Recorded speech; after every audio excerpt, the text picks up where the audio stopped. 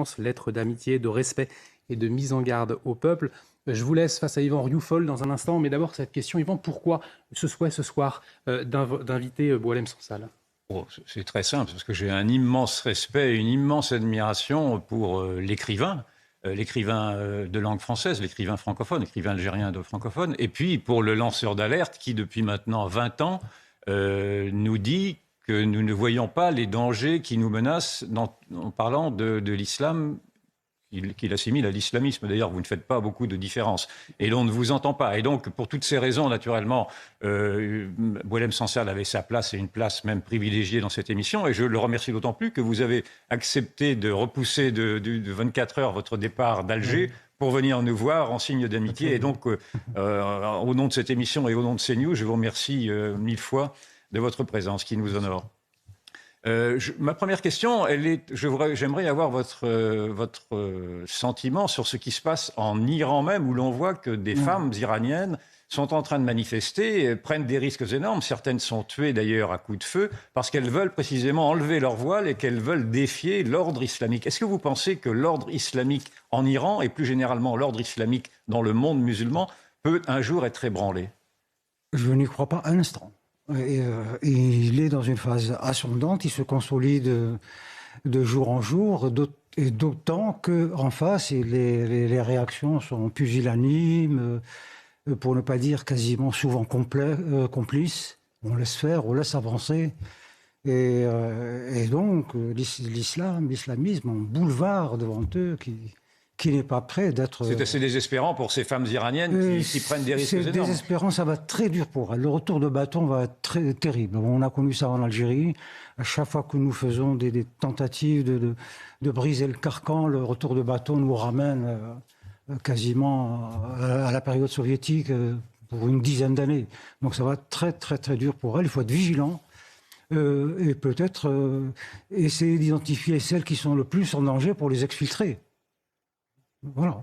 Il n'y a pas d'intellectuels iraniens, par exemple, qui puissent prendre la parole et les aider, ou en tout cas, il n'y a pas suffisamment de manifestations de soutien. Est-ce que même ça pourrait servir à quelque chose ? Je ne crois pas, parce que vous savez, les intellectuels iraniens, mais d'une manière générale dans tous les pays musulmans, cherchent à se sécuriser. Ils ne sont plus dans la phase révolutionnaire ou avec un ennemi bien identifié. Non, maintenant ils cherchent l'apaisement, le retrait, vivre tranquille. Voilà.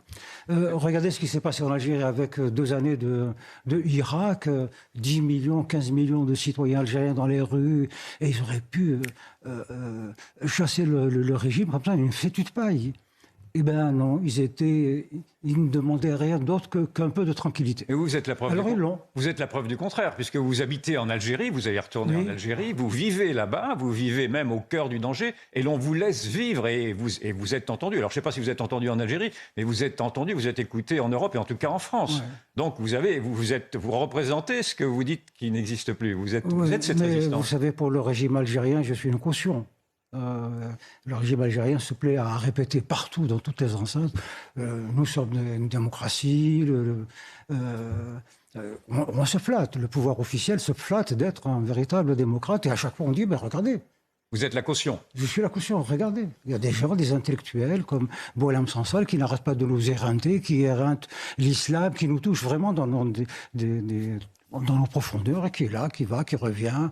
Voilà, et ces livres sont disponibles en France, en Algérie, pas tous, mais certains le sont. Vous êtes pareil à Salman Rushdie, vous prenez les mêmes risques, vous connaissez les mêmes discours. Salman Rushdie, lui, a été victime d'une fatwa qui avait été lancée il y a 30 ans ou 40 ans par Khomeini. Vous-même, êtes-vous la cible de fatwa, et comment faites-vous pour vivre dans le fond en Algérie aussi paisiblement au-delà de votre alibi? Non, il y a eu des fatwas lancées par, l'islamiste du coin.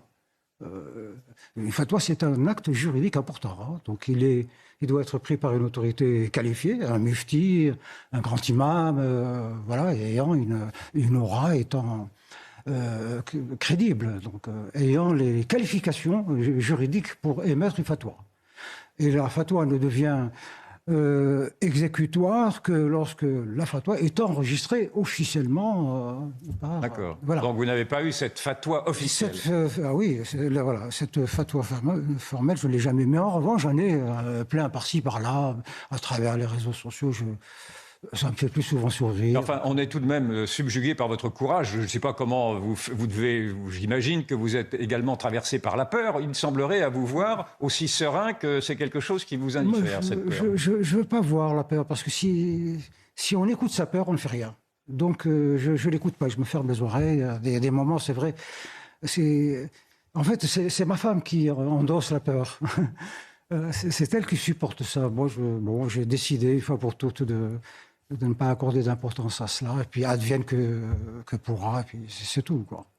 Vous avez tout de même une vision donc pessimiste même de la capacité de l'Occident à résister à cette offensive islamiste, à cette offensive de l'islam. Vous l'écrivez depuis maintenant longtemps, vous décrivez même le déclin de l'Occident.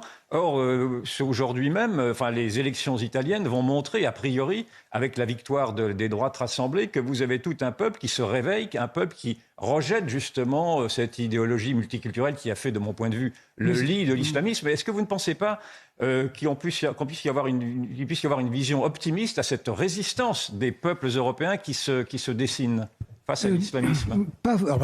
J'aimerais évidemment ressentir ces choses-là, mais je pense que on est dans le domaine des élections, quoi. Ça ne va rien changer. Dans le fond, ça ne va rien changer. Le pouvoir qui arrive va faire exactement ce que faisaient les pouvoirs précédents. L'islam a tétanisé le monde. Il est là, personne n'ose le combattre. Personne. Alors, on travaille à la périphérie, l'islamisme. Pourquoi on n'ose pas le combattre? Mais c'est une religion. C'est une religion qui représente à laquelle adhèrent 1,8 milliard personnes dans le monde, et qui est en plein éveil, qui retrouve son énergie, qui est offensif et qui n'a peur de rien. Qui n'a peur de rien. Mourir pour les gens les plus radicaux, c'est une gloire. Et en face, il n'y a pas la même détermination. Parce que voilà. Pour qu'un combat soit déjà, on va dire, intéressant, il faut que les deux parties soient de la même force. Si vous mettez deux boxeurs dans un ring, il faut qu'ils aient un peu... Mais en face, il n'y a rien. Véronique Jacquier. Vous dites justement, il faut se réarmer moralement, spirituellement, pour faire face à cet islam conquérant, de fait. Oui. Est-ce que malheureusement, comme en témoigne parfois la marche du monde, ça se termine en guerre sainte? Il faut se réarmer, ça c'est sûr, sur tous les plans. C'est un travail de fond. Je pense qu'il doit d'abord être assuré par le politique. Il faut donner le là, que quelqu'un donne le là. Il faut un champion. Là, vous nous avez dit le régime politique en Italie, ça ne changera rien. Alors quand on change de personnalité qui revendique justement une identité conservatrice, chrétienne d'ailleurs, vous dites ça ne va pas marcher non plus. Donc qu'est-ce qui marche? Qu'est-ce qui peut marcher? Je suis prêt à parier dans 15 jours, 15-20 jours, lorsque l'effet de surprise sera passé, puis petit à petit les choses vont rentrer dans l'ordre. Le gouvernement ne pourra pas... La société occidentale est une société du juste milieu, depuis des siècles. Alors là, il faut pouvoir braquer à fond à droite ou à fond à gauche. Et là, c'est une position... J'aimerais y croire. J'aimerais y croire, mais voilà, je sais que dans 15-20 jours, un mois, les choses vont se tasser. D'autant que l'Italie, dans une situation économique extrêmement difficile, ils vont gouverner au plus près, de manière en bon père de famille. Ils vont être obligés de... Une situation très... Et puis, l'Italie n'est pas seule. L'Italie fait partie de l'Europe. Il y a des gardiens du temple. Donc, ils vont être rappelés à l'ordre à chaque fois qu'ils essaieront de déborder. Il y a l'Europe, l'Union européenne, il y a Madame Ursula von der Leyen, il y a la Cour européenne de justice, et tous ces mécanismes vont jouer, animés par la peur, parce qu'il ne faut pas que ça explose. Si l'Italie explose, l'Europe explose. Donc voilà, tout le monde va être aux aguets, on va rappeler à l'ordre, on va se déclarer prêt à aider l'Italie sur le plan économique pour apaiser la situation. L'Europe est dans cette démarche depuis toujours. D'ailleurs, je pense qu'elle a été construite pour cela. Mais à vous toujours garder le milieu, le paquebot doit aller au milieu, éviter les extrêmes, parce que quand on va à l'extrême, on ne sait plus ce qui peut arriver après. Vous écoutez, l'islamisation de l'Europe et l'islamisation de la France en particulier est une issue inéluctable. Est-ce que c'est bien comme cela qu'il faut entendre ce que vous me dites? Oui, je le pense. Je changerai d'avis quand je verrai que en Europe, il y a un accord à peu près général sur, d'abord, la fermeté, la souveraineté. Voilà, il faut cela au départ. Mais les réveils des peuples qui se voient en Suède, qui se voient en Italie, qui se voient en Hongrie, qui se voient en Pologne, qui se voient dans les pays de l'Est, etc., sont quand même des signes, me semble-t-il, d'une volonté populaire de reprendre son destin en main et d'affronter, alors naturellement peut-être pas jusqu'à la guerre civile, mais d'affronter en tout cas cet islam-là. Oui, vous concevez tout de même qu'il y a ce oui, mouvement. Absolument, au niveau de la société. Moi, je voyage assez en Europe pour le sentir, mais c'est au niveau du peuple, le peuple n'est pas organisé. Ce n'est pas dans un cadre organisé, c'est de la colère personnelle, très localisée, portée par quelques éléments, sans plus. Il faudrait passer à l'étape suivante. Mais l'étape suivante, pardon d'être aussi brutal, mais est-ce que l'étape suivante, ce ne serait pas précisément l'affrontement dans ce cas-là, c'est-à-dire le rapport de force tel que vous l'avez décrit de la part de l'islam qui ne connaît que la force, et donc un rapport de force qui irait vers des guerres internes, des guerres civiles? Non, pas forcément un affrontement sur le plan idéologique et culturel. Un exemple. Pourquoi en France on parle toujours de djihadisme, d'islamisme? Le problème, c'est pas l'islamisme, c'est quelque chose de marginal. Le problème, c'est l'islam. L'islam est une religion qui a raté, il y a 14 siècles, son entrée dans le temps, dans le mouvement du monde, et qui fait tout pour le bloquer, pour le briser, parce que c'est un danger pour l'islam que vous ne faites pas de différence, vous, entre l'islam et l'islamisme, qu'on soit bien d'accord. Oui, on le fait en France pour des raisons tactiques, mais le problème, c'est l'islam. Le fond du problème, c'est l'islam. L'islam, il est là, il est sur sa voie, il n'a pas dévié d'un millimètre, malgré toutes les répressions, que ce soit en Afghanistan, en Iran, en Algérie, ailleurs. Il n'a pas dévié Mais on parle souvent d'un islam des Lumières. Est-ce qu'il existe, malgré tout, cet islam des Lumières? Vous savez, l'islam, au cours du temps, a essayé plusieurs stratégies qui sont actuellement en mouvement. Il y a des musulmans qui pensent que assurer la victoire de l'islam en utilisant les moyens des Lumières, la démocratie, le droit, la justice, voilà, les instruments des Lumières. Et puis il y a ceux qui, comme les frères musulmans, qui sont plutôt dans l'agite propre, c'est dans les banlieues. Il faut, voilà, on n'a pas besoin des Lumières. Les Lumières, ça pourrait se faire, mais sur 3 millénaires, c'est trop long. Et donc, travaillons avec le lumpen prolétariat. C'est ce qu'ont fait les frères musulmans. Ils ont été créés. Ce mouvement s'est créé en 1928. Un an après, ils étaient 6 millions. 30 millions. Donc, vous voyez, en jouant à ce niveau-là, la vitesse. C'est pour ça que les frères musulmans avancent. Et ça. Mais il y a d'autres mouvements, évidemment, le mouvement djihadiste qui a commencé en Afghanistan, puis l'Algérie. Et puis bon, les islamistes se rendent compte, les musulmans se rendent compte que là aussi, aller trop fort provoque des réactions aussi violentes, ou peut-être plus violentes, puisque les États ont quand même des moyens de répression très importants. Et donc, ils sont en train d'abandonner le djihadisme, ensuite, avec ce qui s'est passé avec Daesh, et ce qui se passe en ce moment avec le IGS, l'État islamique du Grand Sahara. Du coup, ils se rendent compte que c'est une voie de garage, quoi. Il faut l'abandonner, il faut revenir soit aux Lumières, mais ça paraît... mais revenir à la démarche, celle qui a donné le plus de résultats, c'est les frères musulmans. Ils sont sur le terrain, mais pas seulement. Ils sont dans l'économie, dans la banque, dans la finance internationale, dans l'imprimerie, parce que là aussi, on voit que frères musulmans égale mosquée. Non, pas du tout. C'est un État. Oui. Les frères musulmans, c'est un État mondial. Ils sont plus de 30 ou 40 millions aujourd'hui dans le monde. dans tous les pays, et qui ont des universités, des journaux, des magazines.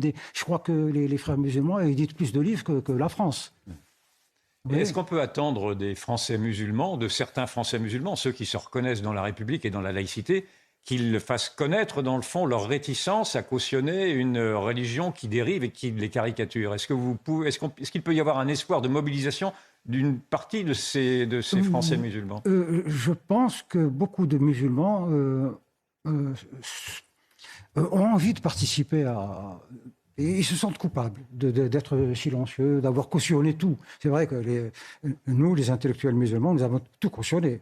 Les dictatures militaires dans nos pays, ensuite la montée de l'islamisme, enfin tout. On a tout cautionné parce que d'abord nous ne sommes pas nombreux, nous n'avons pas une tradition révolutionnaire comme les intellectuels français, voilà. Et puis voilà.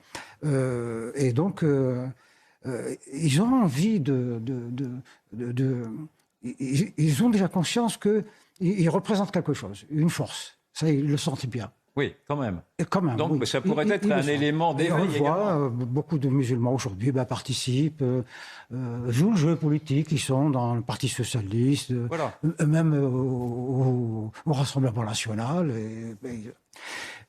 Mais en même temps, les musulmans d'Europe n'ont pas rompu le cordon ombilical avec le pays. Qui a construit les 3000 mosquées ici en France? C'est le Maroc, c'est l'Algérie, c'est l'Égypte qui finance et qui font pression sur les gouvernements. Il faut s'occuper de notre diaspora et les respecter, leur donner du travail. Voilà, vous voyez, donc ils ont peur d'être manipulés. Donc il faudrait les aider à s'émanciper. Oui. Et comment jugez-vous justement la position de la gauche émancipatrice, et la gauche progressiste qui, dans les faits, en tout cas je parle de la gauche radicale, de l'extrême gauche, pactise plus sensiblement avec l'islamisme qu'elle ne le combat? Écoutez, il devrait d'abord changer de nom. Ce n'est plus la gauche. La gauche a quand même une histoire. Ouais. On connaît le contenu de leur idéologie. Non, là, cette gauche nouvelle sont dans une démarche de recrutement, de reconstitution d'une base électorale. Mais c'est vrai que cette population d'émigrés, de musulmans qui sont là, qui représentent quelque chose, qui ont évolué, beaucoup ont fait des études supérieures très poussées, et sur le plan économique aussi, ils représentent une force politique. Ils ont beaucoup investi, ils ont de l'argent, et ils sont riches maintenant. Et donc, on peut être tenté de les recruter. Bon, la France insoumise a réussi à le faire dans les banlieues, pas dans l'élite. Oui. Véronique Jacquier. L'élite, je crois, elle est de plus en plus de droite. L'élite musulmane en Europe, elle est de plus en plus de droite. Parce que elle a besoin d'ordre, de stabilité. Conservatrice. Elle est conservatrice. Parce que si ça va mal en France, ils seraient les premiers à perdre. Donc, Cela dit, gauche ou droite, on parle de plus en plus de l'archipélisation du pays, d'un pays fracturé. Qu'est-ce que vous dites aux musulmans de France pour qu'ils prennent leur part pour essayer de cimenter ce pays, ou sur quelles valeurs on peut encore le cimenter? Moi, ça fait déjà 20 ans que... Parce qu'on parle de la République, mais la République, c'est pas suffisant. Oui, moi je les rencontre, j'ai beaucoup écrit là-dessus, des articles où je les ai interpellés très directement, et même très violemment, au point que on disait essentiel, c'est le parti de la France, c'est le truc, enfin bref. Mais bon, de toute façon, moi je fais ce que je veux faire, je le fais indépendamment des jugements qui peuvent être émis. Après, mais je leur dis, mais jouez, vous avez un jeu, un rôle, vous avez adopté ce pays, enfin, défendez-le, sinon rentrez au pays. Et puis, faites, moi, je sais pas, je veux dire, c'est biologique, on peut pas avoir de mère, on peut pas rester constamment dans le ventre de sa mère. À un moment donné, il faut rompre le cordon ombilical. Ils sont là, dès qu'ils ont 3 jours de vacances, ils rentrent au Maroc, en Algérie, ils débarquent tout de suite, il y a l'Algérie là-bas, la mosquée... Et puis, ils viennent un peu comme les repentants. Et quand ils rentrent, ils se montrent plus musulmans que musulmans. Ils disent, écoutez, on ne vous demande pas tant de... culpabilité, hein, parce qu'on vit en France, on est bien, on a du travail, on est heureux, la démocratie. Et donc, ils jouent le misérable. Moi, ça me tue. Quand je les vois rentrer, à partir de juin, les émigrés débarquent en masse, alors là, c'est terrible. C'est terrible. Plus musulmans que musulmans, plus nationalistes que nationalistes, et plus ceci que cela. C'est abominable. Vous avez écrit vous êtes français, vous avez pris la nationalité française. Vous avez écrit dans... Nous, on n'a pas besoin de vous. Ah. Une Vous dernière avez écrit question, dans le Yvan. Figaro que l'Occident était à l'agonie, je crois que c'était vos termes. Est-ce que c'est bien ce que vous vouliez dire? Est-ce que c'est bien ceci, la vision que vous avez de notre civilisation? Oui, mais tant qu'on n'est pas mort, on est vivant. La France a quand même du ressort. Surtout la France, parce que la France est un pays révolutionnaire. Il y a quand même dans ses gènes ce ferment. Donc, voilà, tant qu'on n'est pas mort, on est vivant. Et il faut espérer que... Je n'ose pas dire une alliance, comment dire, une alliance sacrée, une union sacrée entre ce que Zemmour a essayé, par exemple, de faire avec droite et extrême droite, et peut-être toute une partie des révolutionnaires qui sont dans LFI, où il y a eu cet espoir avec les